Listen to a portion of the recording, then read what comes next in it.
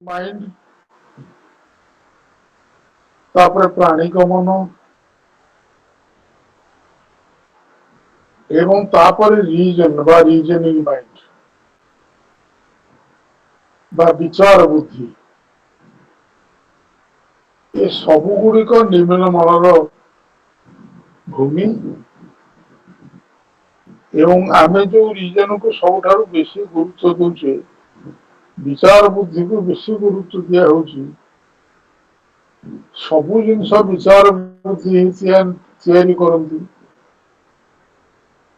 ଯେତେ ଗ୍ରନ୍ଥ ରଚନା, ଯେତେ ଭାବ ସୃଷ୍ଟି, କିନ୍ତୁ ତାକୁ ସେ ଗ୍ରନ୍ଥରେ ନିମ୍ନମାନ ଭିତରେ ବନ୍ଦୀ କରି ରଖିଛନ୍ତି। ଏବଂ ତାଠାରୁ ଏଇ ଯୋଉ କ୍ୟାଣ୍ଟୁଟି ଆରମ୍ଭ ହବାକୁ ଯାଉଛି, ଇଏ ଉଚ୍ଚତର ମନର କଥା।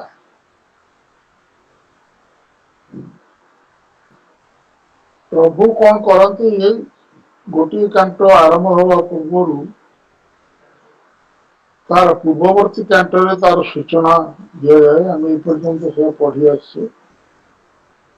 ସେମିତି ଗତ ଥର ଶେଷ ଭାଗରେ ଆମେ କିଛି ସୂଚନା ପାଇଛେ, ଯୋଉ ସୂଚନା ପର୍ଯ୍ୟାୟ ଗଛ ସରିଛି। ମୁଁ ତାର ଟିକେ ଆପଣଙ୍କୁ ସୂଚନା ଦେବାକୁ ଚାହୁଁଛି ଏବଂ ତାପରେ ଆମେ ଆଜିର କାର୍ଯ୍ୟକ୍ରମକୁ ଆରମ୍ଭ କରିବା।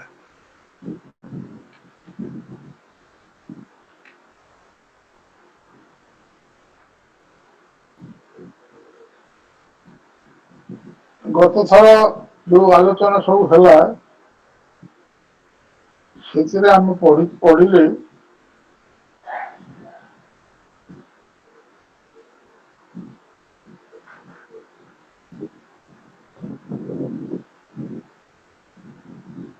ଏହି ଆଳସ୍ୟ ପରାୟଣ ଜଗତକୁ ঊର୍ଦ୍ଧ୍ୱକୁ ଉନ୍ନୀତ କରିବାର ଏକ ସାମର୍ଥ୍ୟ, a power to uplift the laggard world, imperious road, a huge high-winged light thought, unowned to tread the firm unchanging soil, accustomed to a blue eternity.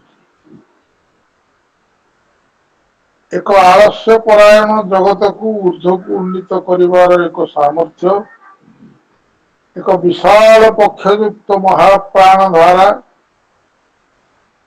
ମହାପ୍ରାଣଧାରୀ ମହାଚିନ୍ତା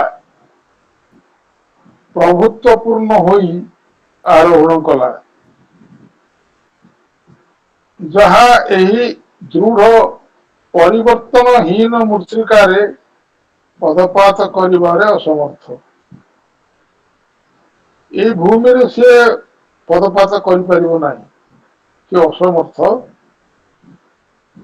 ଏକ ନୀଳ ଆନନ୍ତରେ ଉଡି ଚାଲିବାରେ ଅଭ୍ୟସ୍ତ। ଊର୍ଦ୍ଧ୍ୱରେ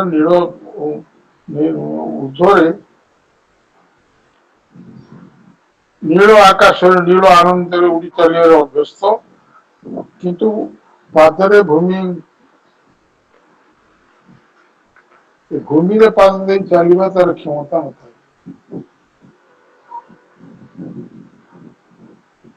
ତାହା ସୂର୍ଯ୍ୟଦୀପ୍ତ ଆକାଶରେ ଏବଂ ନକ୍ଷତ୍ର ଦୀପ୍ତ ବାୟୁମଣ୍ଡଳରେ ଉଡି ଚାଲିଲା।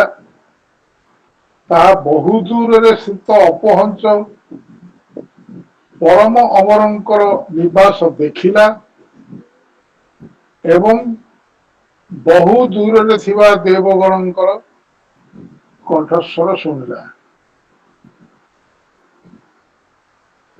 It planned the sunlit sky and star-lit air. It saw after the unreached immortal's home and had afar the voices of the gods. ଇତ୍ୟାଦି ଇତ୍ୟାଦି ଅନେକ କଥା ସବୁ ସୂଚନା ଦେଲେ ଯେ ଯୋଉ ଜିନିଷ କରିବାକୁ ଯାଉଛନ୍ତି, ଯୋଉ ଜିନିଷ ଆଗରୁ ପାଠ କରିବାକୁ ଅଶୋପତି ଯୋଉ ରାଜ୍ୟରେ ପ୍ରବେଶ କରିବାକୁ ଯାଉଛନ୍ତି ସେ ରାଜ୍ୟ ହଉଛି ନିମ୍ନମାନଙ୍କୁ ଛାଡି ଉଚ୍ଚତର ମାନର। ଆପଣମାନେ ଜାଣନ୍ତି ଯେ ଅଶୋପତି ସର୍ବୋଚ୍ଚ ଶିଖରରେ ପହଞ୍ଚି ସାରିବା ପରେ ତାଙ୍କର ଲକ୍ଷ୍ୟ ପୂରଣ ହେଲାନି। ତାଙ୍କର ଲକ୍ଷ୍ୟ ହେଲା ପୃଥିବୀରେ ଯେ ଦୁଃଖ ଯନ୍ତ୍ରଣା ମୃତ୍ୟୁ ପର୍ଯ୍ୟନ୍ତ ଯାହାକୁ କେହି ମୁନି ଋଷି ଯୋଗୀ କିଛି କରିନଥିଲେ, କେବଳ ମୋକ୍ଷଟି କହିଥିଲେ ତମେ ଯଦି ସଂସାରକୁ ପାରୁନ ମୋକ୍ଷ ନେଇଯାଅ। ଏବଂ ମୋକ୍ଷ କେମିତି ପ୍ରାପ୍ତ କରିବାକୁ ଶେଷରେ ଶ୍ରୀକୃଷ୍ଣ ବି ସେଇ କଥା ହିଁ କହିଲେ। ଦୀର୍ଘ 5 ବର୍ଷ ହେଲା, 5000 ବର୍ଷ ହେଲା ଆମର ସେ ମୋକ୍ଷ ଉପରେ ହିଁ ଯେତେ ପ୍ରାର୍ଥନା, ଯେତେ ଯଜ୍ଞ, ଯେତେ ଧ୍ୟାନ, ଯେତେ ପ୍ରକାର ବ୍ୟବସ୍ଥା ହେଇଛି ସବୁ ମୋକ୍ଷ ଉପରେ ହେଇଛି। ସବୁର ଶେଷ ହଉଛି ମୋକ୍ଷ। ସବୁ ଯେ ମୋକ୍ଷ ଭିତରେ ହେଇଛି ତା ନୁହେଁ।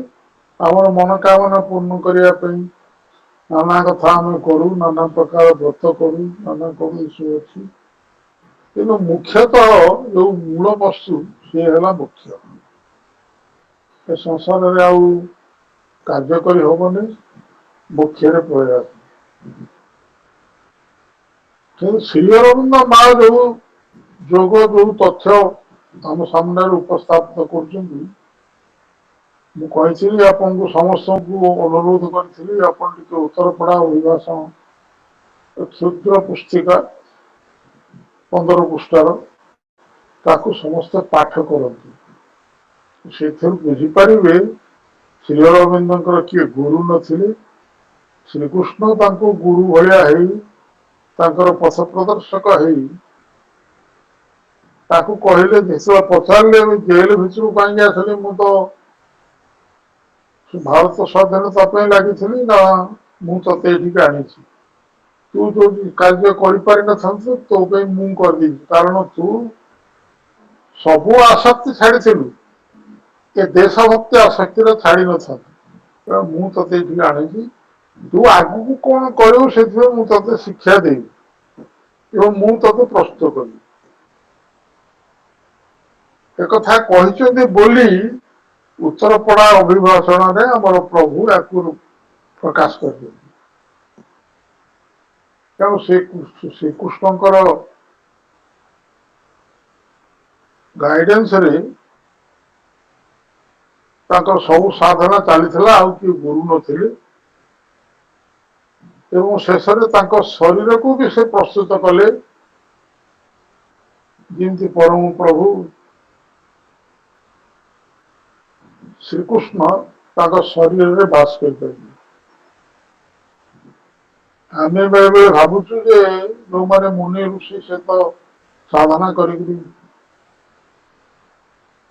ସଚ୍ଚିଦାନନ୍ଦଙ୍କୁ ଧାରଣ କରିକି ଚାଲନ୍ତି, କିନ୍ତୁ କେହି ତାକୁ ଶରୀର ପର୍ଯ୍ୟନ୍ତ ଆଣିନଥିଲେ। ସେ ଉର୍ଦ୍ଧ୍ୱ ଅବସ୍ଥାରେ ହିଁ ପ୍ରାପ୍ତ କରିଥିଲେ ସଚ୍ଚିଦାନନ୍ଦଙ୍କୁ। ସେତିକି ହେଇଗଲେ ସବୁ ହେଇଗଲା ବୋଲି ମନେ କରୁଥିଲେ। ଜ୍ଞାନ ଉପାସନାରେ ମା ଏକୁ ବର୍ଣ୍ଣନା କରିଛନ୍ତି। ତାକୁ ନିମ୍ନ ଭୂମି ଶରୀର ପର୍ଯ୍ୟନ୍ତ କେହି ନବାକୁ ସାଧନା ବା ଚେଷ୍ଟା କରୁନଥିଲେ ବା ସମୟ ହେଇନଥିଲା। ପରମ ପ୍ରଭୁ ପ୍ରଥମେ ନିଜ ଶରୀରକୁ କଷ୍ଟ କଲେ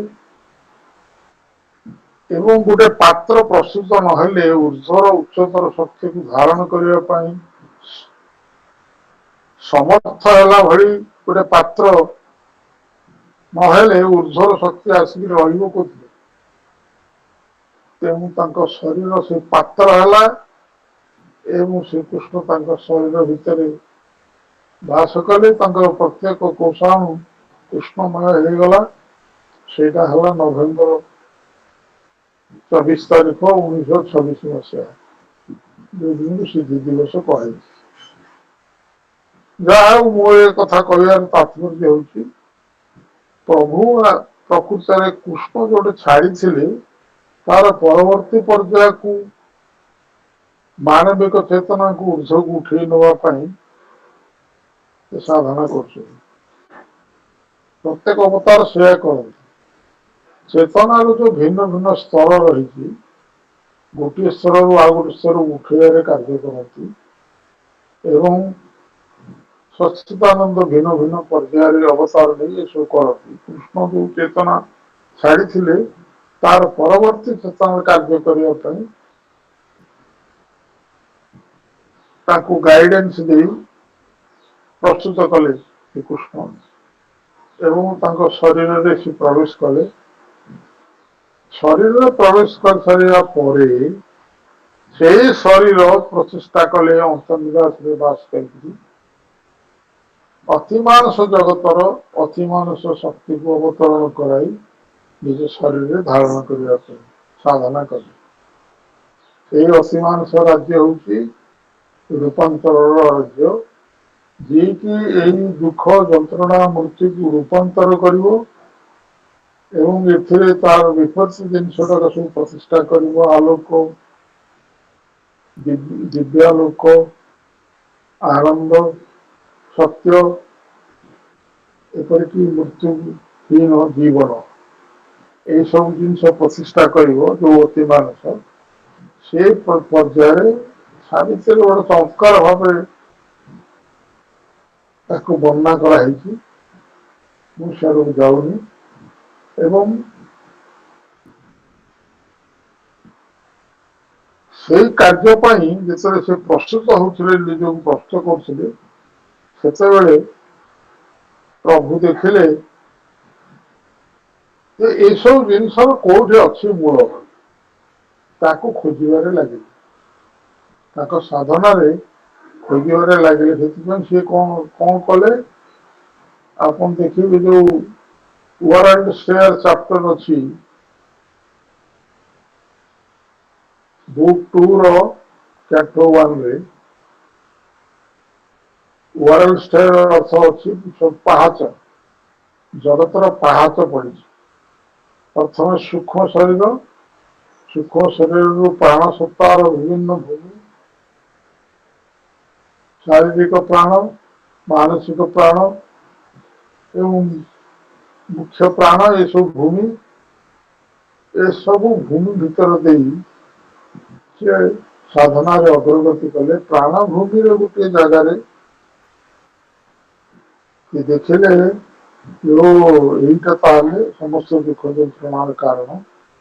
ମୁଁ ଏହାକୁ କହିଛି, ଅନେକ ଥର ରିପିଟ କରୁଛି, କିନ୍ତୁ ତାର ଶୁଦ୍ଧିକରଣ ପାଇଁ, ତାକୁ କରିବା ପାଇଁ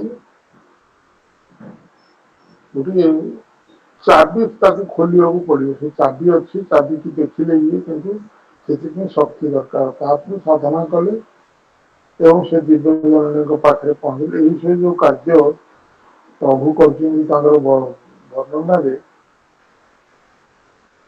କ୍ୟାଣ୍ଟୋ 1 ରେ, ବୁକ୍ 2 କ୍ୟାଣ୍ଟୋ 1 ରେ, ୱାରେଣ୍ଟ ସେୟାରରେ, ତାକୁ ପଢିଲେ ଆପଣ ଜାଣିପାରିବେ। ସେଠୁ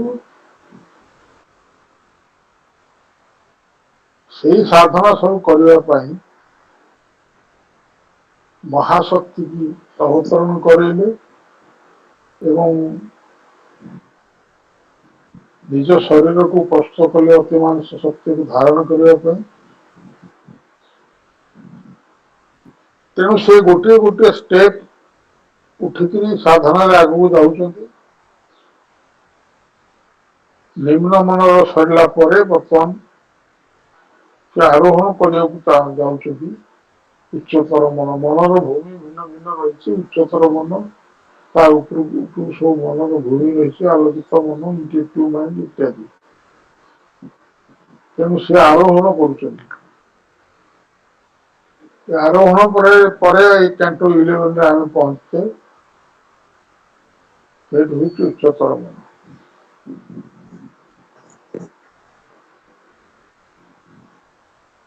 ଆମେ ତାକୁ ଆରମ୍ଭ କରିବା। There seized the limits of the laboring power, but beings and creation cease not there. For thought transcends the circles of mortal mind. It is greater than the earthly instrument.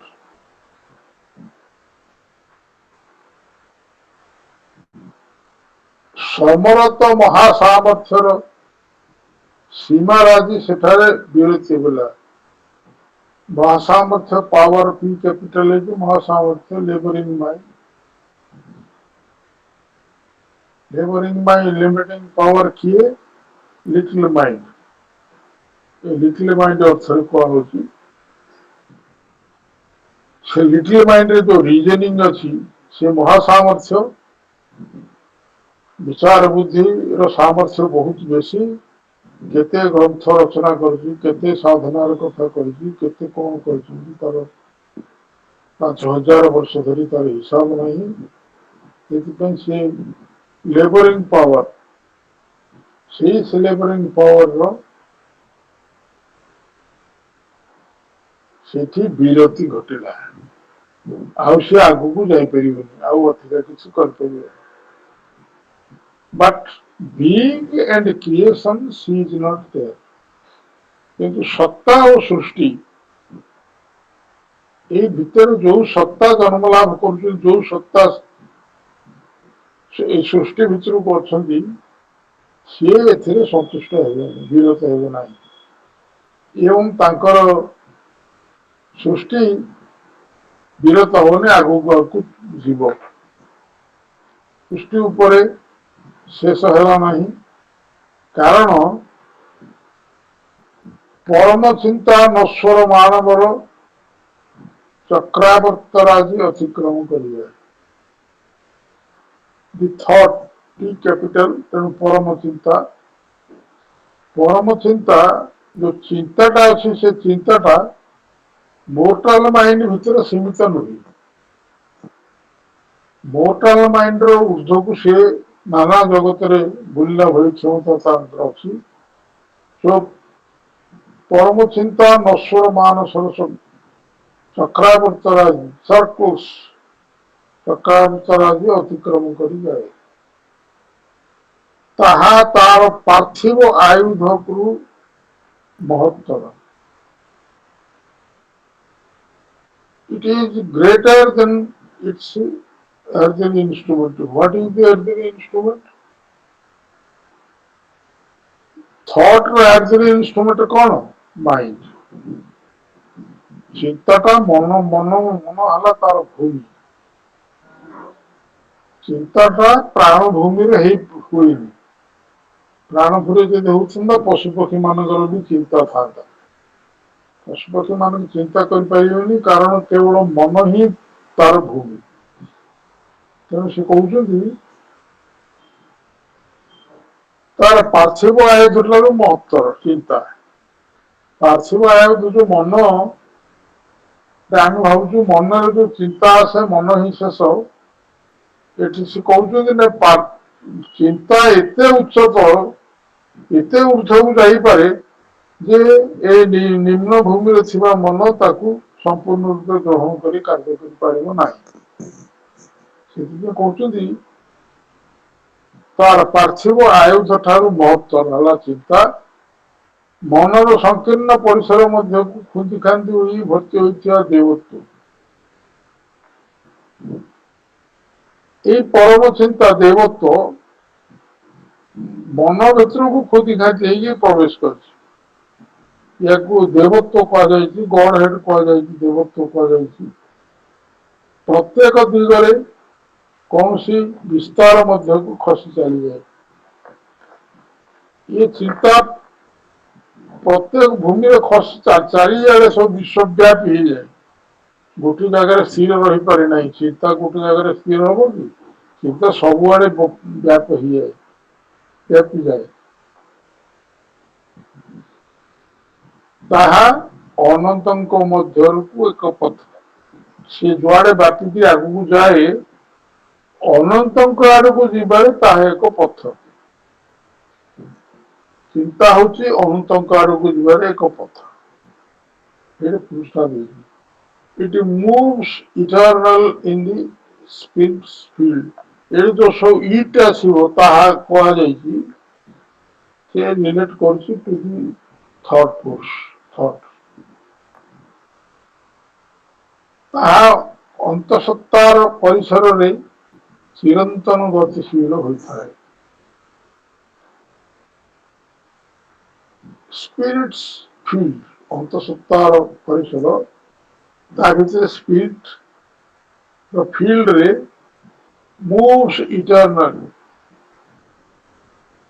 ଅନ୍ତଃସତ୍ତାର ପରିସରରେ ଚିରନ୍ତନ ଗତିଶୀଳ ହୋଇଥାଏ। ଚିନ୍ତା ସୁଦୂର ଆଧ୍ୟାତ୍ମିକ ଆଲୋକ ଅଭିମୁଖେ ତାହା ଏକ ଧାବକ, a runner towards the far spiritual light. ଚିନ୍ତା ସୁଦୂର ଆଧ୍ୟାତ୍ମିକ ଆଲୋକ ଅଭିମୁଖେ ଏକ ଧାବକ, ଅନ୍ତଃସତ୍ତାର ଶକ୍ତିର ତାହା ଏକ ସନ୍ତାନ ଓ ସେବକ। ଚିନ୍ତା ହେଉଛି ଅନ୍ତଃସତ୍ତାର ଶକ୍ତିର ଏକ ସନ୍ତାନ ଏବଂ ତାର ଏକ ସେବକ। ତାପରେ କହିଲେ, but mind too falls back from a nameless peak, is being stretched beyond the sight of thought.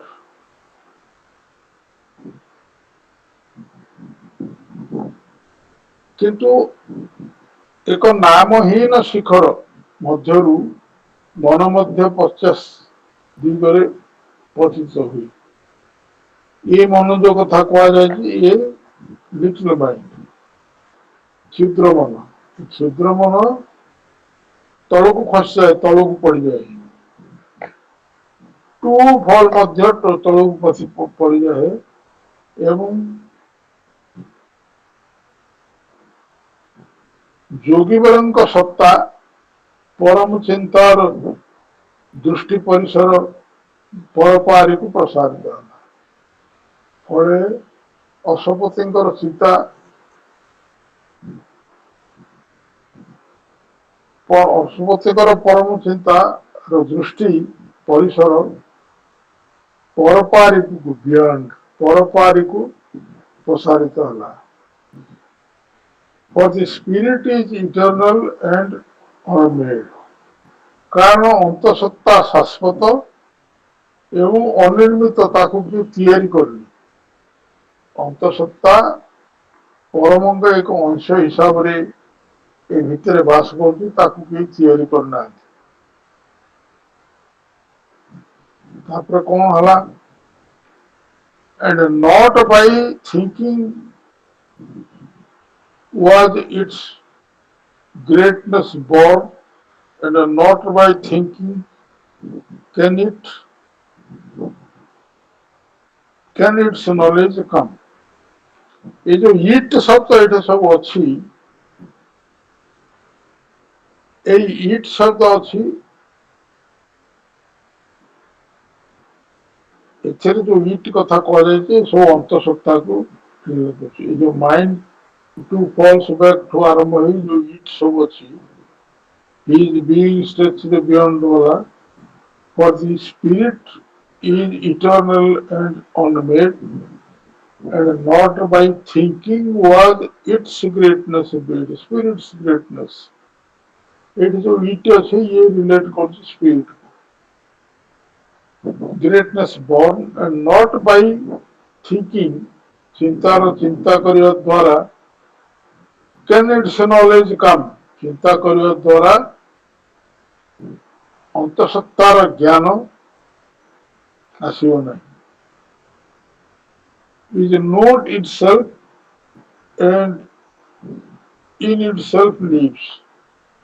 अंतःसत्ता निजको जाने एवं तारी भितर से बास करथाय, ताकू के तैयारी करनी, ता द्वारा ज्ञान आसी पारिबो, किंतु चिंता द्वारा ज्ञान आसी पारिबो नाही। It moves where no thought is nor any form. Spirit निजको जाने एवं निज मध्यरे जीवन ଯାପନ କରେ, ଯେଉଁଠାରେ ଚିନ୍ତା କିମ୍ବା ରୂପ ନଥାଏ, ଯୋଉଠି ଚିନ୍ତା କିମ୍ବା ରୂପ ନଥାଏ ତାହା ସେଠାରେ ବିଚରଣ କରେ। ଆପଣ ଦେଖନ୍ତୁ ସ୍ପିରିଟ ଜଡ଼ ଭିତରେ ଅଛି, ସୂକ୍ଷ୍ମ ଜଡ଼ ଭିତରେ ଅଛି, ସେଠି ତ ଚିନ୍ତା ନାହିଁ। ପ୍ରାଣ ଜଗତରେ ମଧ୍ୟ ସ୍ପିରିଟ ଅଛି, ସେଠି ତ ଚିନ୍ତା ନାହିଁ। ସେଇ ଜଗତ ଭିତରେ ସେ ପରିଭ୍ରମଣ କରେ, ଚିନ୍ତା ନଥିବା ଜାଗାରେ ମଧ୍ୟ ସେ ପରିଭ୍ରମଣ କରିପାରେ, ଏଇଭଳି ତାର ସ୍ପିରିଟ ଅଛି। এই ସବୁ ରେଫର କରୁଛି spirit. Its feet are steadied upon finite things.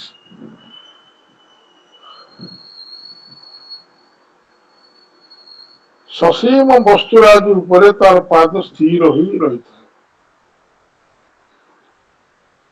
ତାର ପକ୍ଷରେ ଆଜି ପରମ ଅନନ୍ତଙ୍କୁ ପାର ହେବା ପାଇଁ ଉତ୍ସାହିତ କରିଥାଏ। ଅନ୍ତଃସତ୍ତା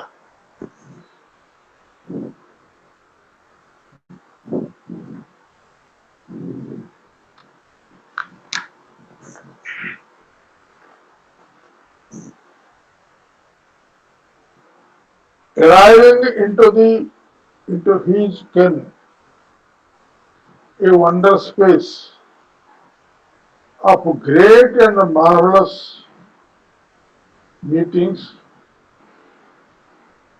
called his steps, where thought leaned on a vision beyond thought, and shaped a world from the unknown. ଏଇଠି ଆଉ ଗୋଟେ କଥା ବିଚାର କରାଯାଉଛି, ଯୋଗୀବରଙ୍କ ଜ୍ଞାନ ତଥା ପ୍ରତ୍ୟକ୍ଷ ଅନୁଭୂତି। କେନ୍ ଅର୍ଥ ହଉଛି ଜ୍ଞାନ ଓ ପ୍ରତ୍ୟକ୍ଷ ଅନୁଭୂତି। ରାଇଭିଂ ଇଣ୍ଟୁ ଦି କେନ୍ ମଧ୍ୟକୁ ପ୍ରବେଶ କରି, ପ୍ରବେଶ କରି ମହାନ ଏବଂ ଆଶ୍ଚର୍ଯ୍ୟଜନକ ମିଳନ ସବୁର ମହାନ ଏବଂ ଆଶ୍ଚର୍ଯ୍ୟଜନକ ମିଳନ, ଗ୍ରେଟ୍ ଆଣ୍ଡ ମାର୍ଭେଲସ୍ ମିଟିଂସ୍, ମହାନ ଏବଂ ଆଶ୍ଚର୍ଯ୍ୟଜନକ ଆନନ୍ଦ ସବୁର ଏକ ବିସ୍ମୟ ପରିସରକୁ, a wonder space, a wonder space of great and marvelous meaning. ଆଶ୍ଚର୍ଯ୍ୟଜନକ ମିଳନ ସବୁର ଏକ ବିସ୍ମୟ ପରିସରକୁ ତାଙ୍କର ପଦପାତକୁ ଆବାହନ କଲା। ତାଙ୍କର ଅର୍ଥ ଅଶ୍ୱପତିଙ୍କର ପଦପାତ, ଅର୍ଥାତ୍ ଅଶ୍ୱପତି ସେଠି ପାଦ ଦେବା ପାଇଁ ଆହ୍ୱାନ କଲା। କଣ ହେଲା ତାପରେ, ଅର୍ଥାତ୍ ଅଶ୍ୱପତି ସେଟାକୁ ଗଲେ। Where thought leaned on a vision beyond thought. Vision ଟା ଭି କ୍ୟାପିଟାଲ ହେଇଛି, ତେଣୁ ପରାଦୃଷ୍ଟି, ପରାଦୃଷ୍ଟିର ପରପାରି ଯାହା ଚିନ୍ତାର ଉର୍ଦ୍ଧ୍ୱରେ, ଯେଉଁଠାରେ ଚିନ୍ତା ପରପାରିର ଏକ ପରାଦୃଷ୍ଟିରେ ପରମ ଚିନ୍ତା ଆନତ ହୁଏ। ଏଠି ଟିକେ କନଫ୍ୟୁଜିଂ ହେଲା ଭଳିଆ ଲାଗୁଛି ମତେ। ଥଟ୍ ଦେଖନ୍ତୁ କ୍ୟାପିଟାଲ ହେଇଛି, ଥଟ୍ ପୁଣି ଛୋଟରେ ଅଛି। କ୍ୟାପିଟାଲ ଥଟ୍ ଯୋଉଟା ହଉଛି ସେଇଟା ହଉଛି ଯେଉଁଠାରେ ଚିନ୍ତା ପରପାରିର ଏକ ପରିସରରେ ପରମ ଚିନ୍ତା, ଥଟ୍ ଟା ହଉଛି ପରମ ଚିନ୍ତା, ଛୋଟ ଠିଟା ହଉଛି ଚିନ୍ତା। ଏ ଯଥାର୍ଥ ଚିନ୍ତାର ପରପାରିରେ ପରାଦୃଷ୍ଟି ଉପରେ ପରମ ଚିନ୍ତା ଆନତ ହୋଇଥାଏ। ବୁଝି ହେଲା ପରମ ଚିନ୍ତାର ସ୍ଥିତି କୋଉଠି ନା ଚିନ୍ତାର ପରପାରିରେ ପରମ ଚିନ୍ତା ରହିଛି। ଏକ ପରାଦୃଷ୍ଟି ଉପରେ ସ୍ଥାପିତ ହେଇ ରହିଛି, ସେ ପରାଦୃଷ୍ଟି ଭିତରେ ଚିନ୍ତା ରହିଛନ୍ତି ପରମ ଚିନ୍ତା। ସିଏ ଆମର ସାଧାରଣ ଚିନ୍ତାର ଉର୍ଦ୍ଧ୍ୱରେ। ତେଣୁ ଯେଉଁଠାରେ ଚିନ୍ତା ପରପାରିର ଏକ ପରାଦୃଷ୍ଟି ଉପରେ ପରମ ଚିନ୍ତା ଆନିତ ହୋଇଥିଲା, ଚିନ୍ତାର ପରପାରି ଏବଂ ସେପଟେ ୱାର୍ଲ୍ଡ ଫ୍ରମ୍ ଦି ଅନଥିଙ୍କେବଲ୍। ଏହି ପରମ ଚିନ୍ତା ଏକ ପରମ ଅଚିନ୍ତନୀୟଙ୍କ ଠାରୁ ଏକ ଜଗତ ରୂପାୟନ କରିଥିଲା, ଅର୍ଥାତ୍ ଭିଜନ ଉପରେ ପ୍ରତିଷ୍ଠିତ ହୋଇ ଗୋଟେ ନୂତନ ଜଗତ ସେ ରୂପାନ୍ତରିତ କରିଥିଲା। On peaks imagination cannot tread, କଳ୍ପନାର ଅଗମ୍ୟ ଶିଖରାବଳୀ ଉପରେ in the horizon of a tireless sight, under a blue veil of eternity, the splendors of ideal mind were seen, outstretched across the boundaries of things known. ଆମେ ଯୋଉ ଜିନିଷ ଜାଣିଛେ ତାଠାରୁ ଯେମିତି ଭିନ୍ନ ସେ ବିଷୟ ଏଠି ବର୍ଣ୍ଣନା କରାଯାଇଛି। କଳ୍ପନାର ଅଗମ୍ୟ ଶିଖରାବଳୀ ଉପରେ on peaks imagination cannot tread, କଳ୍ପନାର ଅଗମ୍ୟ, କଳ୍ପନା ସେଠିକି ଯାଇପାରିବ, ତାର ଶିଖରାବଳୀ ଉପରେ ଏକ ଶ୍ରାନ୍ତିହୀନ ଦୃଷ୍ଟିର ଦିଗ୍ବଳୟରେ in the horizon of a timeless sight, under a blue veil of eternity, veil ଅର୍ଥ ହେଉଛି ଚାନ୍ଦୁଆ ଚନ୍ଦ୍ରାତପ, ସ୍ୱର୍ଗର ଆକାଶରେ ଯୋଉ ଚନ୍ଦ୍ରାତପ ଅଛି ବ୍ଲୁ ଚନ୍ଦ୍ରାତପ, ଶାଶ୍ୱତଙ୍କର ନୀଳ ଚନ୍ଦ୍ରାତପ ତଳେ ଶାଶ୍ୱତ ଉପକୁ ଅଛନ୍ତି। ସେଥିପାଇଁ କୁହାଯାଏ ନୀଳ ଆକାଶକୁ ବିଷ୍ଣୁଙ୍କର ପାଦ ବୋଲି କୁହାଯାଏ। ନାଇଁ ଦେଖନ୍ତୁ ତାଙ୍କର କାବ୍ୟରେ ବିଷ୍ଣୁପଦ ଇକାର ଭେଦ ସମ୍ପଦ ଲେଖିଛନ୍ତି।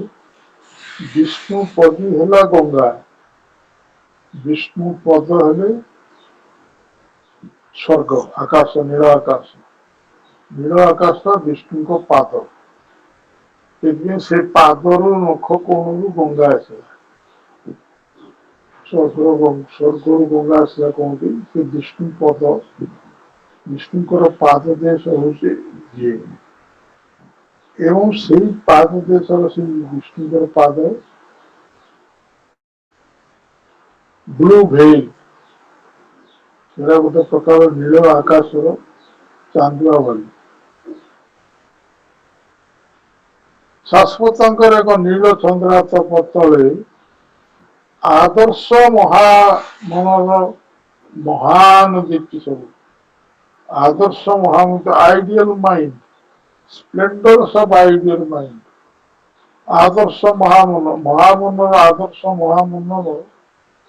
ମହାମନ ଯୋଉ ରହିଛି ମନର ଉର୍ଦ୍ଧ୍ୱରେ, ସେ ଆଦର୍ଶ ମହାମନର ଦୀପ୍ତି ସବୁ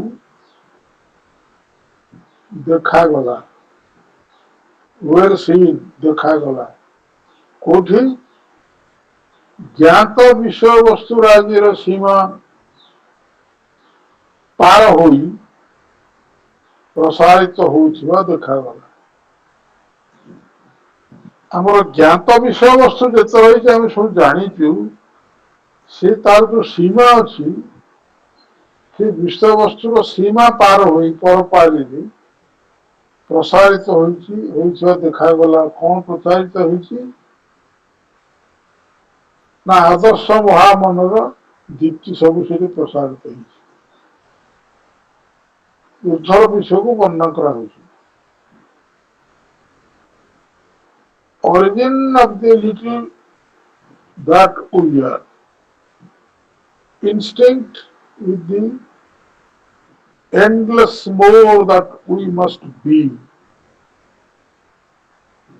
A part of all that human strength enacts, creator of hopes by earth unrealized. It spreads beyond the expanding universe.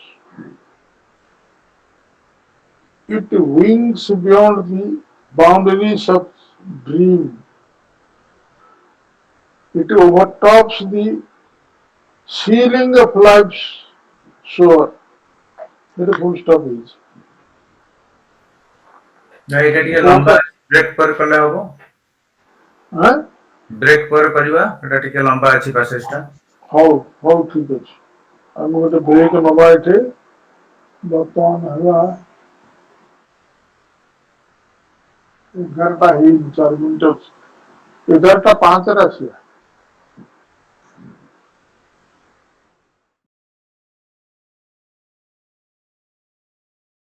ଆମେ ସେକେଣ୍ଡ ସେକ୍ସନ ଯିବା। ଆପଣ ଏଥିରେ ଦେଖିବେ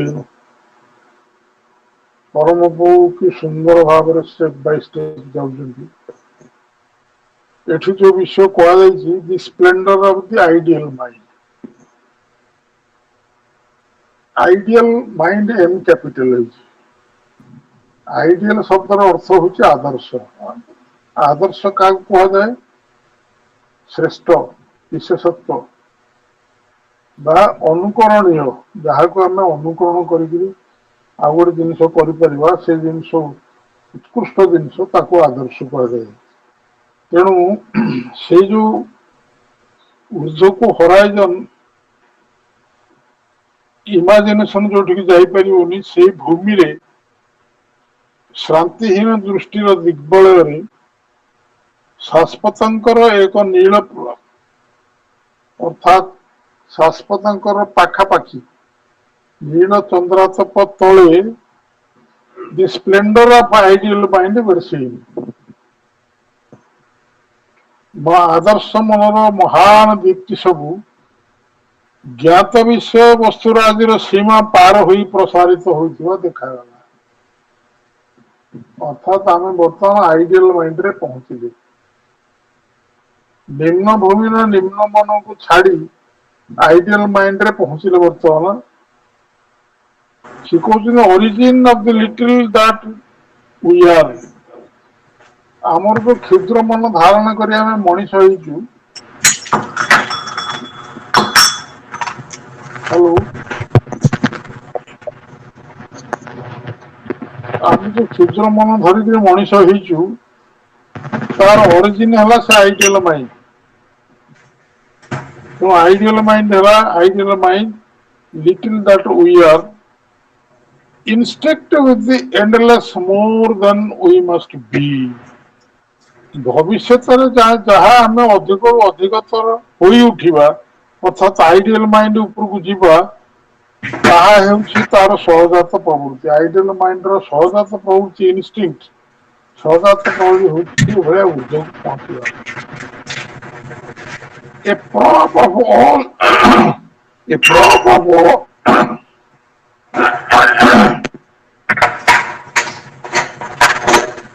କଣ ଗୋଟେ ସାଉଣ୍ଡ ହଉଛି, କିଏ ଗୋଟେ ଖଡ ଖଡ କରୁଛି।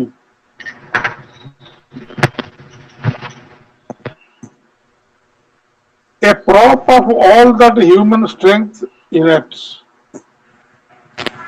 ମନୁଷ୍ୟ ବଳ ଯାହା ସବୁ କର୍ମ ସମ୍ପାଦନ କରେ, ତାହାର ଅବଲମ୍ବନ ହେଲା ଆଇଡିଆଲ ମାଇଣ୍ଡ।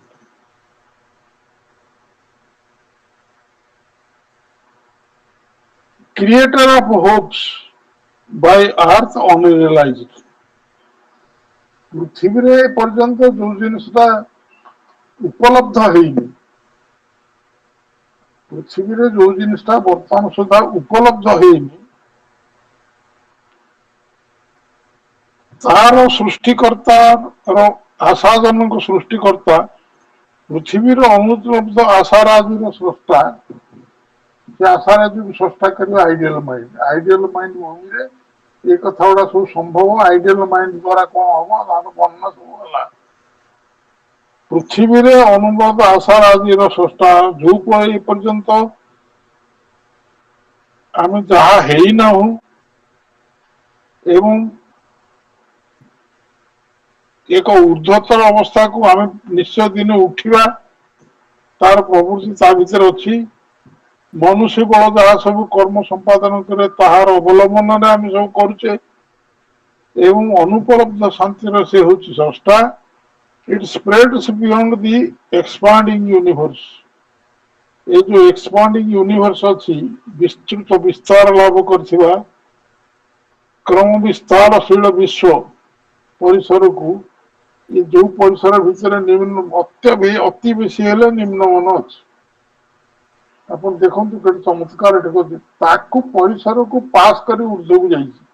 ଅର୍ଥାତ୍ ବର୍ତ୍ତମାନ ଯୋଉ ମନକୁ ଧରିକିରି ସଂସାର ଚାଲୁଛି ଯାହାକୁ ଆମେ ରିଜନିଂ ମାଇଣ୍ଡ ବୋଲି କହୁଛୁ ସେ ରିଜନିଂ ମାଇଣ୍ଡ ଟା ଆମ ପାଇଁ ଶ୍ରେଷ୍ଠତ୍ବ ବହନ କରିଥିଲା ଏ ପର୍ଯ୍ୟନ୍ତ। ଏଣିକି ସିଏ ଆଉ ଶ୍ରେଷ୍ଠ ହବନି। ତା ଉପରକୁ ତା ଉର୍ଦ୍ଧ୍ୱକୁ ବିଶ୍ୱ ପରିସରକୁ ପ୍ରସାରିତ ହୋଇଥାଏ। ମହାପ୍ରସାର ସୀମାନ୍ତ ସବୁ ପରପାରିକୁ ତାହା ଉଡ୍ଡୀୟମାନ ହୋଇଥାଏ। It wings beyond the boundaries of dream. ପରମ ସ୍ୱପ୍ନର ଉର୍ଦ୍ଧ୍ୱକୁ ସେ ଯାଇଥାଇପାରେ। ଅର୍ଥାତ୍ ସିଏ ଏଭଳି ଏକ ଗୋଟେ ଅବସ୍ଥା କଥା କହୁଛନ୍ତି ଏଠି ସେ ଆଦର୍ଶ ମହାମନ ସେ ଉର୍ଦ୍ଧ୍ୱକୁ ଏଇଭଳି ହେଇପାରେ। ଏସବୁ ଆଦର୍ଶ ମହାମନ ବିଷୟରେ ସବୁ ବର୍ଣ୍ଣନା spreads beyond the expanding universe. It wings beyond the unboundary of dreams. It overtops the ceiling of life's shore. ପ୍ରାଣର ଉଦ୍ଧାରଣର ତୁଙ୍ଗ ଶିଖର। ପ୍ରାଣ ଉଦ୍ଧାର ହେଇ ହେଇ ଯୋଉ ପର୍ଯ୍ୟନ୍ତ ଯିବ ତାଠାରୁ ଉର୍ଦ୍ଧ୍ୱ ଶିଖର ଯିଏ ଅତିକ୍ରମ କରି ଶିଖରକୁ ଯିବ ଏ ହଉଛି ଆଇଡିଆଲ ମାଇଣ୍ଡ। ସେ ଆଇଡିଆଲ ମାଇଣ୍ଡ କଥା ଏଠି ସବୁ ବର୍ଣ୍ଣନା ହେଇଛି। ଏ ଆଇଡିଆଲ ମାଇଣ୍ଡ ଗୁଡାକ ମାଇଣ୍ଡ ର ସବୁ ଗୁଣ ଗ୍ରାମ ତାର ସବୁ ଚରିତ୍ର ତାର ସବୁ କ୍ଷମତା ତାର ସବୁ ଶକ୍ତି ତା ବିଷୟରେ ବର୍ଣ୍ଣନା ହେଇଛି। ତାକୁ ଚିହ୍ନିବାକୁ ହେଲେ ଏଇ ପର୍ଯ୍ୟନ୍ତ ସେ କହିଛନ୍ତି।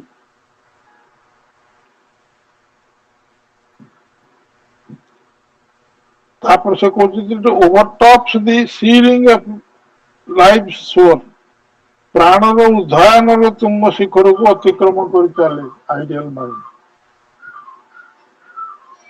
ଆପଣ ଏକୁ ବୁଝନ୍ତୁ ଯେ ଏ ପର୍ଯ୍ୟନ୍ତ ଯୋଉ ରିଜନିଂ ମାଇଣ୍ଡ ଥିଲା ଯିଏ ସମଗ୍ର ବିଶ୍ବ ବ୍ରହ୍ମାଣ୍ଡକୁ ଶାସନ କରୁଥିଲା ଯିଏ ବର୍ତ୍ତମାନ ସବୁ ଚର୍ଚ୍ଚାର ବିଷୟ ହେଇଥିଲା ଯାହାକୁ ଉଚ୍ଚତର ଆସନ ଧରା ଯାଇଥିଲା ବିଚାର ବୁଦ୍ଧି ଠାରୁ ଉଚ୍ଚ ଆଉ କିଛି ନାହିଁ ବୋଲି ଧରା ଯାଇଥିଲା ତାହାଠାରୁ ଉର୍ଦ୍ଧ୍ୱସ୍ତତକୁ ଆମେ ପହଞ୍ଚିଲେ। ସେ ହଉଛି ଆଇଡିଆଲ ମାଇଣ୍ଡ। ଆମେ ପହଞ୍ଚି ନାହାନ୍ତି ଆମେ ଏଇ ଆଲୋଚନାରେ ସେଠିକି ପହଞ୍ଚିଛେ। ବାସ୍ତବିକ ସେଟା ପହଞ୍ଚିନା ଆମେ ଆଲୋଚନା ଭିତରେ ସେଇଠି ପହଞ୍ଚିଛେ। ସେଇ ପର୍ଯ୍ୟନ୍ତ ହଉଛି ଆଇଡିଆଲ ମାଇଣ୍ଡ। ସେ ସବୁ ବର୍ତ୍ତମାନ ସୁଦ୍ଧା ଯେତେ ଅର୍ଥାତ୍ ଏଇ ମନରେ ଯାହା ନ ହେଇପାରିବ ଆଇଡିଆଲ ମାଇଣ୍ଡରେ ତାହା ହେଇପାରିବ। ଆମେ ବର୍ତ୍ତମାନ ଯୋଉଠି ଅଛେ ତାଠାରୁ ଉର୍ଦ୍ଧ୍ୱକୁ ଯିବାର ସମସ୍ତ କ୍ଷମତା ଇନଷ୍ଟିଂକ୍ଟ ତା ଭିତରେ ଅଛି ପ୍ରବୃତ୍ତି ଅଛି। ଆମେ ହଉଛି ଆମର କ୍ଷୁଦ୍ରତର ମନ ଯୋଉ କ୍ଷୁଦ୍ରତର ଆମ ଭିତରେ ଯୋଉ ଅରିଜିନ ଅଫ ଦି ଲିଟିଲ ଯୋଉ କ୍ଷୁଦ୍ରତର ମନକୁ ଆମେ ଧାରଣ କରି ଗର୍ବ ଅନୁଭବ କରୁ ମୁଁ ଏଭଳି ଗୋଟେ ଭଲ ତର୍କବାଦୀ ହେଇପାରିବି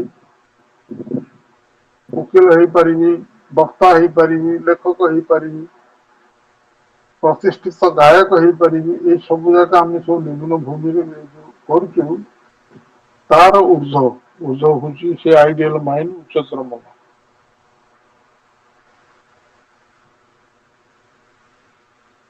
Awaken a luminous sphere unbound by thought, exposed to omniscient immensities. It costs on our world its great ground influences.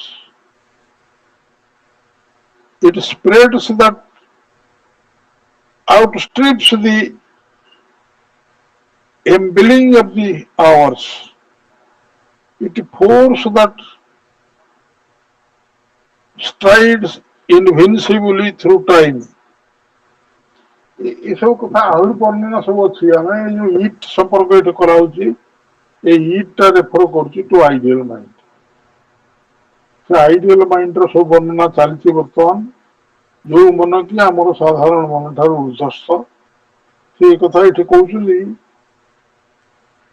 Eat spreads beyond ଗଲା, it wings beyond on the boundaries of dream ଗଲା, overtops ଗଲା। Awaken the luminous sphere unbound by thought। ଧର୍ମ ଚିନ୍ତାର ସୀମାବଦ୍ଧ ନ ହୋଇ ଜ୍ୟୋତିର୍ମୟ ମଣ୍ଡଳରେ ଜାଗରିତ ହୋଇଥାଏ। ଦେଖନ୍ତୁ, ଯୋଉ ଚିନ୍ତା ଆମକୁ ପରମ ଚିନ୍ତା ବୋଲି କହୁଛେ, ସେଇ ଭିତରେ ନ ହେଇକିରି ତାର ଉର୍ଦ୍ଧ୍ୱକୁ ଉଠିଥାଏ, ଜାଗରିତ ହେଇଥାଏ, ଉର୍ଦ୍ଧ୍ୱରେ ଉଠିଥାଏ। ସେ ହଉଛି ideal mind. Exposed to omniscient immensities, ସର୍ବଜ୍ଞାନମୟ ବୃହତ୍ ପ୍ରସାର ରାଜି ପ୍ରତି ଉନ୍ମୁକ୍ତ ହୋଇଥାଏ। omniscient ସର୍ବଜ୍ଞାନମୟ, immensities ବୃହତ୍ ପ୍ରସାର ରାଜି, exposed ବୃହତ୍ ପ୍ରସାର ରାଜି ଉନ୍ମୁକ୍ତ ହୋଇଥାଏ ସେଆଡ଼କୁ। It casts on our world its great ground influences। ଏଠି ଦେଖନ୍ତୁ କିନ୍ତୁ ଶବ୍ଦ ସବୁ ସେ ପ୍ରଭୁ ବ୍ୟବହାର କରିଛନ୍ତି, ସେ ପଦକୁ ଯଦି ଆମେ ଠିକ ଭାବେ ତାର ଓଡିଆ ଶବ୍ଦ ଟିକେ ନ ଆଣିପାରିବା, ତାହେଲେ ତାର ପ୍ରକୃତ ଅର୍ଥ ଆମେ ବୁଝି ହେବନି। ନିରପେକ୍ଷ କରେ ଆମ ଜଗତ ଉପରେ ତାର ମହାନ ସର୍ବଭୌମ୍ୟ ପ୍ରଭାବ ରାଜି। ଗ୍ରାଉଣ୍ଡ ଇନଫ୍ଲୁଏନ୍ସେସକୁ ସର୍ବଭୌମ୍ୟ କୁହାଯାଉଛି। ଗ୍ରାଉଣ୍ଡ ମାନେ ଯିଏ ରାଜା ଆସନରେ ମୁକୁଟ ଧାରଣ କରି ବସେ, ତାକୁ କ୍ରାଉଣ୍ଡ କୁହାଯାଏ। ତେଣୁ ଇଏ ସାର୍ବଭୌମ୍ୟ ଶବ୍ଦଟା ଏଥିରେ ନିଆଯାଇଛି। ସାର୍ବଭୌମ୍ୟ ପ୍ରଭାବ ରାଜି, ନିରପେକ୍ଷ କରେ, ତାହା ନିକ୍ଷେପ କରେ ଆମ ଜଗତ ଉପରେ ତାର ମହାନ ସର୍ବଭୌମ୍ୟ ପ୍ରଭାବ ରାଜି। ସିଏ ହଉଛି ideal mind. It spreads that outstrips the embedding of the hours। ତାର ଗତିବେଗ ଯାହା ମୁହୂର୍ତ୍ତାବଳୀର ମନ୍ଥର ପଦକ୍ଷେପକୁ ଅତିକ୍ରମ କରିଯାଏ। ଏମ୍ବେଲିଂ ଅଫ୍ ଦି ହାଉସ ଅର୍ଥ ମନ୍ଥର ଗତିଶୀଳ, ମୁହୂର୍ତ୍ତ। ଏମ୍ବେଲିଂ ଅର୍ଥ ମନ୍ଥର, ତାକୁ ଆହୁରି ଅତିକ୍ରମ କରି ଆଗକୁ ଚାଲି ଯାଇପାରେ। ଏଠି forces that strides invincibly through time। ତାର ଶକ୍ତି ଯାହା ଅପରାଜୟ ଭାବେ ମହାକାଳ ମଧ୍ୟ ଦେଇ ଲମ୍ବା ପାହୁଡ ପକାଇ ଚାଲିଥାଏ। Its force that strides ଅର୍ଥ ଲମ୍ବା ପାଦ ପକାଇ ଚାଲିବା, that strides invincibly ଅପରାଜୟ ଭାବେ through time ମହାକାଳ ଭିତରେ ଦେଇ ଚାଲିଥାଏ। Its mights that bridge the gulf twixt man and God। ଦେଖନ୍ତୁ କେତେ କଥା ଅଛି ଏଇ ଯୋଉ ମନର, ଏଇ ଯୋଉ ଉର୍ଦ୍ଧ୍ୱ ଭାବରେ କେତେ ଜିନିଷ ଅଛି। ଆମେ କିନ୍ତୁ ଜାବୁଡି ଧରିଛେ ବିଚାରଶୀଳ ମନକୁ ସର୍ବଶ୍ରେଷ୍ଠ ବୋଲି, ତାକୁ ଆଉଟକାଷ୍ଟ କରିଦେଲା ଇଏ। Its might that bridge the gulf twixt man and God। ଏକ ବିରାଟ ଗହ୍ୱର ଅଛି ମଣିଷ ଆଉ ଦେବତ୍ୱ ମଧ୍ୟରେ, ଭଗବାନଙ୍କ ମଧ୍ୟରେ ଏକ ବିରାଟ ଗହ୍ୱର ଅଛି। जो गह्वर पास करिया बहु साधना दरकार बहुल भाव दरकार कि जो दुईटी मध्य गोटे ब्रिज पकई दिए आइडियल माइंड जो थे कि जाई हम आर पट भगवान आड़ को जाई हम तार शक्ति तार पराक्रम अच्छी जहाँ भगवान और मनुष्य मध्य गभीर गह्वर उपरे सेतु निर्माण कर it's lights that combat ignorance and death तार दिव्य ज्योति समूह जहाँ महा अज्ञानता एवं महामृत्यु सह युद्ध कर चले ये है आइडियल माइंड सब गुणग्राम केते कथा ऊपर रही केते आम परवर्ती पृष्ठ को जीवा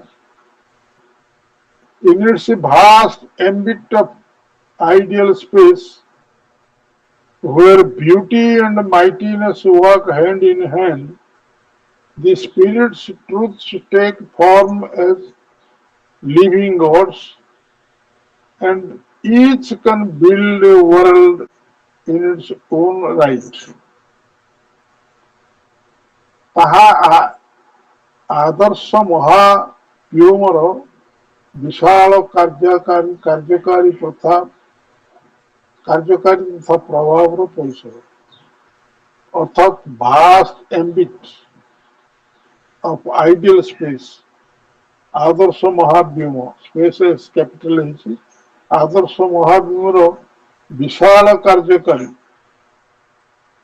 एम्बिट एम्बिट अर्थ होची कार्यकारी तथा प्रभावित परिसर विशाल कार्यकारी प्रभात परिसर वेयर ब्यूटी एंड जो भूमि रे सौंदर्य और पराक्रम परस्पर हाथ धरा धरी चलती अर्थात सौंदर्य पराक्रम उभय जो भूमि रे देखा जाती the spirits truths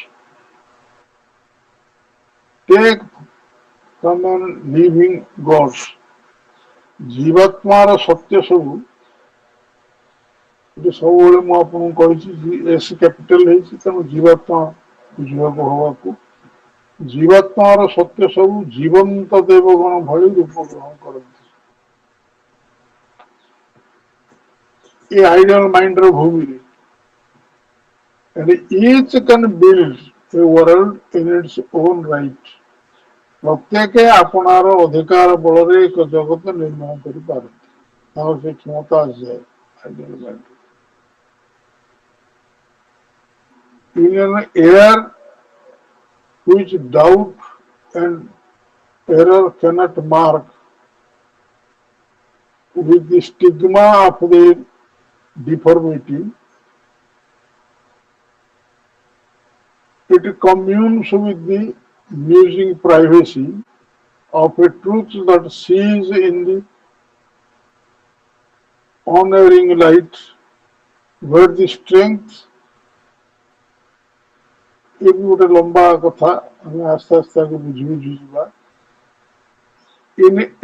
in an air which doubt and error cannot mark the अर्थटा तौल आसी एपरी एक वातावरण जहाँ संदेह और भ्रांति सेमानंकर निज निजर विकृतिर कलंक द्वारा चिन्हित करि पारंती नहीं कैनॉट मार्क चिन्हित करि पारंती नहीं अर्थात with the stigma of the deformity सेमानंकर निज निजर विकृति कलंक डिफॉर्मिटी होची विकृति स्टिग्मा होची कलंक सेमानंकर निज निजर विकृति कलंक द्वारा चिन्हित करि पारंती नहीं किए डाउट एंड एरर सब जिन को विकृत कर पारंती डाउट एंड एरर आम जीवन को विकृत कर दिए ଯେତେ ବଡ ବିଚାର ବୁଦ୍ଧି ସମ୍ପନ୍ନ ବ୍ୟକ୍ତି ହେଲେ ବି ଯଦି ଗୋଟେ ଜାଗାରେ ସନ୍ଦେହ ପ୍ରବେଶ କଲା କିମ୍ବା ଭ୍ରାନ୍ତି ପ୍ରବେଶ କଲା ଏ ସବୁ ଉଲ୍ଟ ପାଲ୍ଟ କରିଦେବ। ଦେଖୁଛୁ ଆମ ଜୀବନରେ ସେଟା ଘଟୁଛି। ଏବଂ ସେଇ ଦୁଇଟି ଜିନିଷ ସେମାନଙ୍କର ନିଜ ନିଜର ବିକୃତ କଳଙ୍କ ଦ୍ୱାରା ଚିହ୍ନିତ କରିପାରନ୍ତି ନାହିଁ। cannot mark it in communion with the musing privacy of a truth that sees in an honoring light। ଗୋଟିଏ ସତ୍ୟ ଯାହା ଅଭ୍ରାନ୍ତ ଆଲୋକରେ ଦେଖି ହୁଏ। ଏକ ସତ୍ୟ ଭାବାବିଷ୍ଟ ନିବୃତ୍ତି ସହିତ ଭାବର ଆଦାନ ପ୍ରଦାନରେ କମ୍ୟୁନ ବୋଲେ ଆଦାନ ପ୍ରଦାନ, ଭାବର ଆଦାନ ପ୍ରଦାନ। ମ୍ୟୁଜିଂ ପ୍ରାଇଭେସିର ଅର୍ଥ ହଉଛି ସତ୍ୟର ଭାବାବିଷ୍ଟ ନିବୃତ୍ତି। ନିବୃତ୍ତି ହଉଛି ପ୍ରାଇଭେସି। ନିବୃତ୍ତିରେ ଯୋଉ କଥା କରାଯାଏ ପ୍ରାଇଭେସି, ନିବୃତ୍ତି ହଉଛି ପ୍ରାଇଭେସି ଏବଂ ମ୍ୟୁଜିଂ ଅର୍ଥ ହଉଛି ଭାବାବିଷ୍ଟ ନିବୃତ୍ତି ସହିତ ବାସ୍ତବ ଭାବର ଆଦାନ ପ୍ରଦାନ ସ୍ତରରେ, ଭଦ୍ର ଆଦାନ ପ୍ରଦାନରେ ତାହା ଏକ ଅଭ୍ରାନ୍ତ ଆଲୋକରେ ଦେଖୁଥିବା ସତ୍ୟକୁ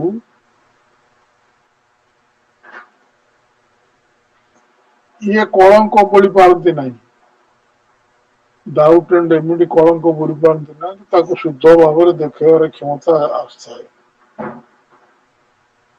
where the straight where the sight falters not nor wanders thought ଯେଉଁଠାରେ ଦୃଷ୍ଟି ଦ୍ୱିଧାଗ୍ରସ୍ତ ହୁଏ ନାହିଁ। ଫାଲ୍ଟର୍ସ ଅର୍ଥ ଦ୍ୱିଧାଗ୍ରସ୍ତ ହେବା ଅଥବା ଚିନ୍ତା ଇତସ୍ତତ ହୁଏ ନାହିଁ। ଏଠି ଇତସ୍ତତ ଦିଟା ଜାଗାରେ ହଳନ୍ତ ଅଛି, ଗୋଟେ ଇତ ରହିବ, ତତ୍ତରେ ହଳନ୍ତଟା ରହିବ, ଇତ ରହିବନି। ଏନିୱେ ଚିନ୍ତା ଇତସ୍ତତ ହୁଏ ନାହିଁ। ଯେଉଁଠାରେ ଚିନ୍ତା ହଉଛି ନାହିଁ ସେଇଭଳି ଜାଗା କୋଉଠି ଚିନ୍ତା ଇଏ ହୁଏ, ଇତସ୍ତତ ହୁଏ। ଏଇଟା କରିବି ନା ସେଇଟା କରିବି, ଏଇଠିକି ଯିବି ନା ସେଇଠିକି ଯିବି, ଝୁଣ୍ଟି ପଡେ ଡେଇଁକି ଯାଏ, ଇତସ୍ତତ ହୁଏ। ଷ୍ଟମ୍ବଲ୍ସ ମାନେ ଉତ୍ତସ୍ତ ହବା। ଫାଲ୍ଟର୍ସ ଅର୍ଥ ଦୃଷ୍ଟି ବାଧାଗ୍ରସ୍ତ ହବ ଯେତେବେଳେ ସନ୍ଦେହ ପଶିବ। ଗୋଟେ ଜିନିଷରେ ଇଏ ଆପଣ ନିଶ୍ଚିତ ହେଇନଥିବେ, ଯଦି ସନ୍ଦେହ ଆପଣଙ୍କୁ ଆକ୍ରମଣ କରି ରଖିଛି, କି ଏଇଟା କରିବେ ନା ସେଇଟା କରିବେ, ଏଇଠିକି ଯିବେ ନା ସେଇଠିକି ଯିବେ, ଆକୁ ଧରିବେ ନା ତାକୁ ଧରିବି, କାହାକୁ ଧରିଲେ ମୋ କାମ ହବ, ଏଇଟା ନେବି ନା ସେଇଟା ନେବି, ଏ ଛୋଟ ଛୋଟ କଥାରେ ମଧ୍ୟ ଏଇଟା ଖାଇବି ନା ସେଇଟା ଖାଇବି, କଣ ଖାଇବି ଏଇଭଳିଆ ଦ୍ୱନ୍ଦ୍ୱ ଭିତରେ ପଡିକି ମଣିଷ ଧ୍ୱଂସ ହେଇଯାଏ ଦ୍ୱନ୍ଦ୍ୱ ଭିତରେ। ଏବଂ ସେଇଭଳିଆ ଏରର ଆଉ ଥଟ୍ ତାଙ୍କର ଡିଫର୍ମିଟି ହେଉ, ଷ୍ଟିଗ୍ମା ଡିଫର୍ମିଟି ତାଙ୍କର ବିକୃତିର କଳଙ୍କ ବୋଳି ପାରନ୍ତି। ଏବଂ ସତ୍ୟର ଭାବାବିଷ୍ଟ ନିବୃତ୍ତି ସହିତ ଭାବର ଆଦାନ ପ୍ରଦାନରେ ତାହା ଏକ ଅଭ୍ରାନ୍ତ ଆଲୋକରେ ଦେଖୁଥାଏ। ଯୋଉ ସତ୍ୟ ଅଭ୍ରାନ୍ତ ଆଲୋକରେ ଦେଖୁଥାଏ, ସେ ସତ୍ୟର ଭାବାବିଷ୍ଟ ନିବୃତ୍ତି ସହିତ ଭାବର ଆଦାନ ପ୍ରଦାନରେ ତାହା ଏକ ଅଭ୍ରାନ୍ତ ଆଲୋକରେ ଦେଖୁଥାଏ। ଯେଉଁଠାରେ ଦୃଷ୍ଟି ଦ୍ୱିଧାଗ୍ରସ୍ତ ହୁଏ ନାହିଁ ଅଥବା ଚିନ୍ତା ଇତସ୍ତତ ହୁଏ ନାହିଁ। ଯୋଉଠି ଦ୍ୱିଧାଗ୍ରସ୍ତ ହୁଏ ନାହିଁ, ଇତସ୍ତତ ହୁଏ ନାହିଁ, ସେଇଭଳି ଏକ ଭୂମିରେ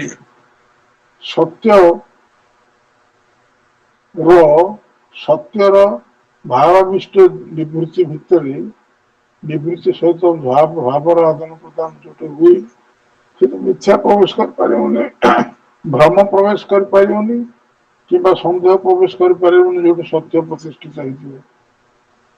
ତା ଭିତରେ ସେ ଯୋଉ ପରସ୍ପର ଆଦାନ ପ୍ରଦାନ ହୁଏ ତାହା ଏକ ଅଭ୍ରାନ୍ତ ଆଲୋକରେ ଦେଖୁଥାଏ, ତେଣୁ ସେଠି ସେ କଥା ପଶିପାରିବନି। ଯେଉଁଠାରେ ଦୃଷ୍ଟି ବାଧାଗ୍ରସ୍ତ ହୁଏ ନାହିଁ, ଯୋଉଠି ସତ୍ୟ ପ୍ରତିଷ୍ଠିତ ହୁଏ ସେଠି ସନ୍ଦେହ ରହିବନି, ପୁଣି ତା ସାଙ୍ଗରେ ଭ୍ରାନ୍ତି ବି ରହିବନି। ସେଇଠି ଦୃଷ୍ଟି ଦ୍ୱିଧାଗ୍ରସ୍ତ ହବନି, ସେଠାରେ ଚିନ୍ତା ଇତସ୍ତତ ହବନି, ଚିନ୍ତା କରେକ୍ଟ ଗୋଟିଏ ଲକ୍ଷ୍ୟ ରହିବ, ଏପଟ ସେପଟ ହବନି। Exempt from our world's exorbitant tax of tears, grieving its luminous